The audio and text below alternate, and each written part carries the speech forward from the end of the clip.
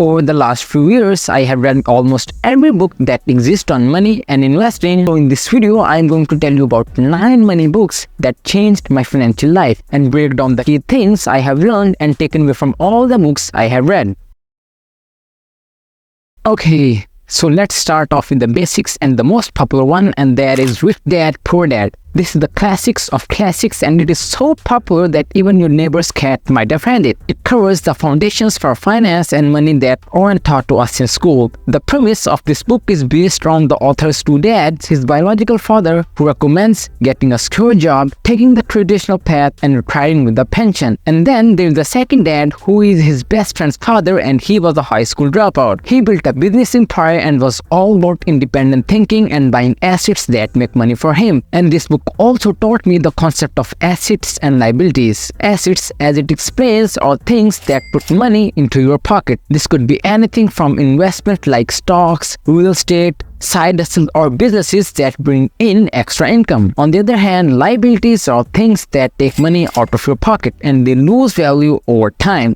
And these are the things you want to avoid, especially in the years that you're trying to build yourself up. He says when you think of your home as a primary investment, you end up paying more for it and buying more houses than you need. And that sucks up a lot of your money in monthly installments that could have been used more profitably somewhere else. So this book is an excellent starting point for your personal finance journey, explaining core concepts in a simple, engaging manner. It talks about how you should think of each dollar as a helper that works for you. This way of thinking helps you see the choice between spending now and saving it for the future, because if you spend your money now, it won't be able to help you in the future. Next, we have another classic, which is The Psychology of Money. Ultimately, money is as much as about psychology as it is about maths. It's about how our mind perceive and interact with money, our feelings towards money, our past experiences with money, and these things often overshadow the raw financial knowledge that we have. The most interesting part of this book for me is in the relation to the fact of how often we misattribute the role of chance or luck in our financial lives. It's like thinking you will become a famous rock star because you bought a car. That's simply not true. So the authors talk about how most of us learn what to do and what not to do about money by studying the most exceptional financial success stories like Bill Gates, and we think we can replicate him. But the more exceptional the story, the more likely it is that the luck played a bigger role in the outcome. And so the few lessons you can actually take from it and implement into your own life. So he recommends paying attention to the patterns, not to the people. So if one person took path A to get success, but 10 people took path B to get success, chances are path B is what's going to work for you, because it's more likely that the chance or luck played a bigger role for the person that took path A. When it comes to money, there are some key patterns and fundamentals that can apply to absolutely everyone, and it doesn't require a whole amount of chance or luck to be rich. But what does it really mean to be rich? Well, the 4th-hour work week explains this best when it says that relative income is better than absolute income. To understand this statement,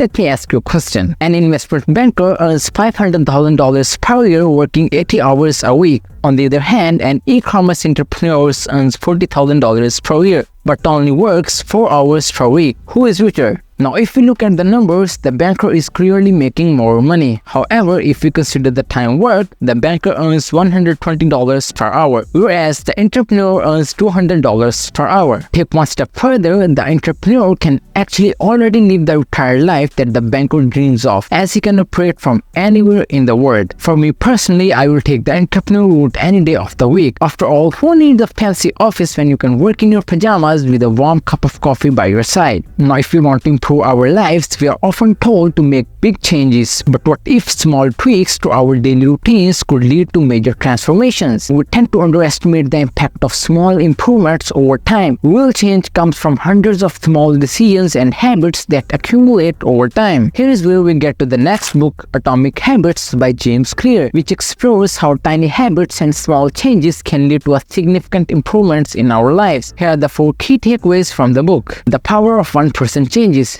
Small improvements, if made consistently, can lead to substantial results. Habits are like compound interest for self-improvement. Focus on systems, not goals. Goals alone won't lead to the lasting change. Building effective systems and habits is more important than achieving specific goals. Identify matters. Changing our identity can lead to the lasting habit changes. It's not just about outcomes, but the person you become. The 4 laws of behavior change. To build and maintain habits, follow these laws. Make it obvious, make it attractive, make it easy, and make it immediately satisfying. By implementing these laws, you can make good habits more prominent in your life and make bad habits less appealing. Next, we have Think and Grow Rich. There are people who credit this book with transforming their mindset and their financial lives. For them, it was like this light bulb moment that helped them unlock their limiting money beliefs and figure out what was holding them back. So what's my take on it? When it comes to success, I believe mindset is everything. If you approach life with a scarcity mindset, thinking that there is never enough and money is hard to come by, then this is what you will experience. Whereas, on the other hand, if you believe in abundance and that you are capable of achieving wealth, your actions will align to those beliefs and lead you towards success. But mindset alone is not enough. You can have the most positive, abundance-oriented mindset in the world, but if you're not taking any action, you're not going to get very far. It's like having the best tools in the world, but never using them to build anything.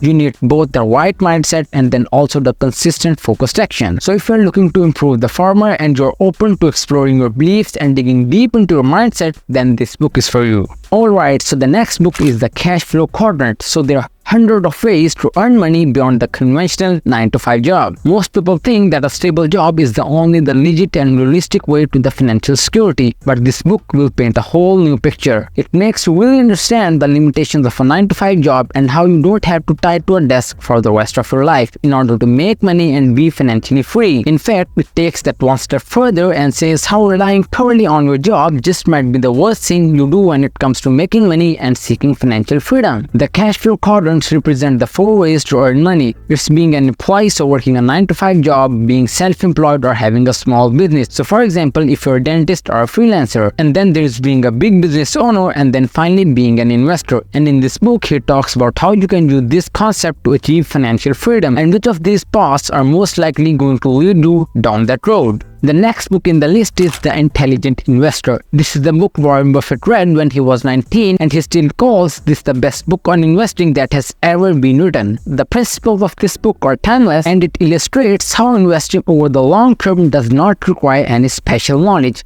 It doesn't require being super intelligent or having really deep insight on anything. It just requires 2 things. And that is one, a rational framework to make decisions, and secondly, not letting your emotions override your rational framework. He covers how market behaves, the basic fundamentals of finance, and how to maintain control of your psychology. Next, we have The Lean Startup by Eric. It's a very important book that changes how we think about starting a business. It's like a guide for making a business with the least risk and the most efficiency. The key idea is to focus on learning, making small changes, and always adjusting. Eric talks about something called the build, measure, learn loop. This means when you start a business, you make a simple product, see how it works, and use what you learn to make it better. This way, you are less likely to fail and more likely to succeed. So whether you are just starting out or have lots of experience, the Lean Startup has smart ideas that can change how you create and improve your business. It's a must read if you want to do well in today's fast-changing business world. The last one is The 48 Laws of Power. It taught me about the ways power works in the world. It helps you understand how people gain and use power. The book is divided into 48 laws, each offering valuable insights. For example, it talks about the importance of not revealing all your intentions, as it can make you vulnerable. It also discusses how to be a good leader and influence others. As a reader, I found this book eye-opening because it provides real-life examples from history and politics. It's not just a theoretical book, it's full of practical advice. The author, Robert Greene, shares stories of the powerful people throughout the history like Napoleon and Cleopatra to illustrate these laws in action. So if you're interested in understanding the dynamics of power and how it shapes our world, The 48 Laws of Power is a must-read.